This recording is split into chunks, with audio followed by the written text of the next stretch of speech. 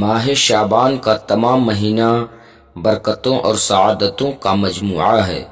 خصوصاً اس کی 15ویں رات جس کو شب برات اور لیلۃ المبارکہ کہتے ہیں،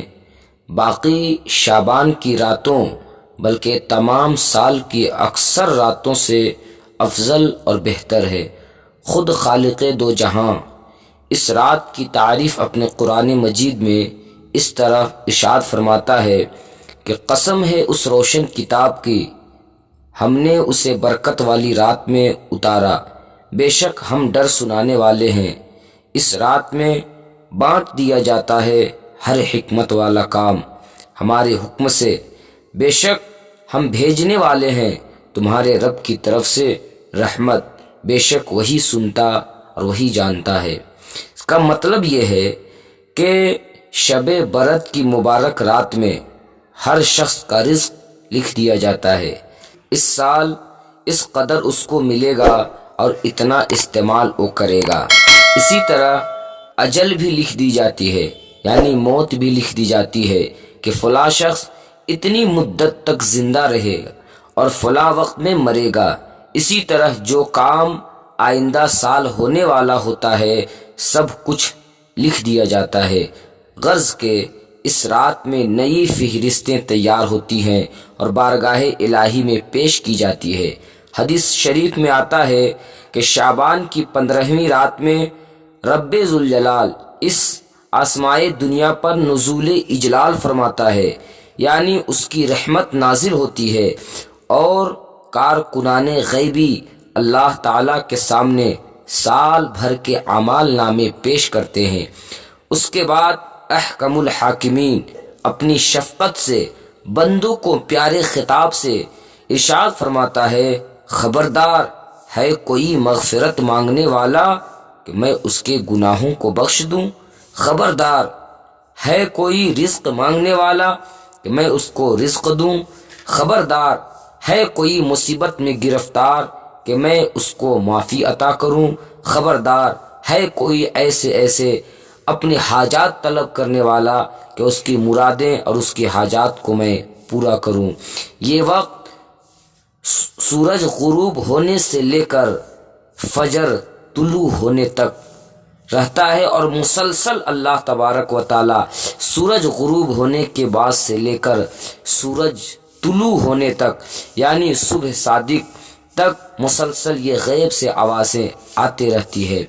وہ لوگ کتنے سعادت مند ہیں جو اس رات کو عبادت کرتے ہیں، توبہ کر کے اپنے رب کو راضی کرتے ہیں، اپنے گناہوں کا بوجھ ہلکا کرتے ہیں اور رزق حلال مانگ کر خزانے غیب سے مالا مال ہو جاتے ہیں،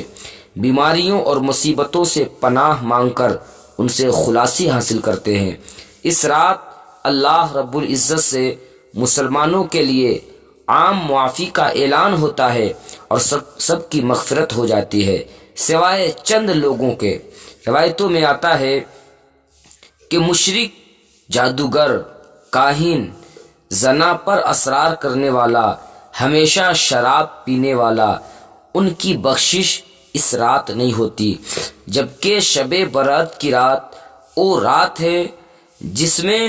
جہنمیوں کو جہنم کی آگ سے آزاد فرما دیا جاتا ہے۔ اللہ کی رحمت اس روز غالب رہتی ہے اور بڑے بڑے پاپیوں اور گنہگاروں کی بخشش کی جاتی ہے، مگر چند لوگ، جادوگر، کاہن، زنا پر اسرار کرنے والا، شراب کا عادی، ان لوگوں کی بخشش اس رات بھی نہیں ہوتی۔ اس سے معلوم یہ ہوا کہ جو مسلمان کسی دوسرے مسلمان سے غیر شرعی طور پر کینہ، عداوت رکھتا ہے اس کی مغفرت نہیں ہوتی۔ اس لیے پہلے زمانے کے لوگ شب برات سے پہلے ایک دوسرے سے معافی مانگتے، ان کو راضی کرتے تھے تاکہ اس رات کی رحمت اور مغفرت سے بہرہ ہو سکے۔ ام المؤمنین سیدہ حضرت عائشہ صدیقہ طیبہ طاہرہ رضی اللہ تعالی عنہا ارشاد فرماتی ہیں کہ ایک رات محبوب کبریا صلی اللہ علیہ وسلم میرے پاس سے اچانک چلے گئے۔ جب مجھے علم ہوا، معلوم ہوا تو میں آپ کی تلاش میں نکلی کہ آپ صلی اللہ علیہ وسلم اچانک رات کے حصے میں کہاں چلے گئے۔ اچانک میں نے آپ کو جنت البقیع میں موجود پایا۔ اس وقت آپ کا سر مبارک آسمان کی طرف تھا۔ جب آپ نے مجھے دیکھا تو ارشاد فرمایا، عائشہ رضی اللہ تعالیٰ عنہ، کیا تجھے یہ خوف ہو گیا تھا کہ خدا اور اس کا رسول تجھ پر ظلم کرے گا؟ تو حضرت عائشہ صدیقہ رضی اللہ تعالیٰ عنہ عرض کرتی ہے کہ یا رسول اللہ، میں نے یہ خیال کیا تھا کہ شاید آپ کسی اپنی دوسری ازواج کے پاس، آپ کسی اپنی دوسری بیوی کے پاس تشریف لے گئے ہیں۔ آپ صلی اللہ علیہ وسلم نے ارشاد فرمایا، اللہ تعالیٰ نے 15ویں شعبان کی رات میں لوگوں کی توبہ قبول فرماتا ہے، اور اس رات میں اس قدر لوگوں کے گناہ معاف ہوتا ہے کہ ان کی تعداد قبیلے بنی کلب کے بکریوں کے تعداد سے بھی زیادہ جہنمیوں کو اللہ رب العزت مغفرت فرماتا ہے۔ عائشہ، تم نہیں جانتی آج یہ شعبان المعظم کی 15ویں شب ہے۔ جو شخص اس رات رب کی بارگاہ میں ہاتھ اٹھا کر کے جو بھی سوال کرے گا، رب کی رحمت اتنی وسیع ہوتی ہے کہ اللہ کی بارگاہ سے جو بھی مطالبہ کیا جاتا ہے، اللہ تبارک و تعالی سبوں کی مغفرت فرماتا ہے اور سبوں کی مرادیں پوری فرماتا ہے۔ یہ مبارک رات یقیناً صرف اور صرف عبادت کی رات ہے۔ اس رات میں ہمتاً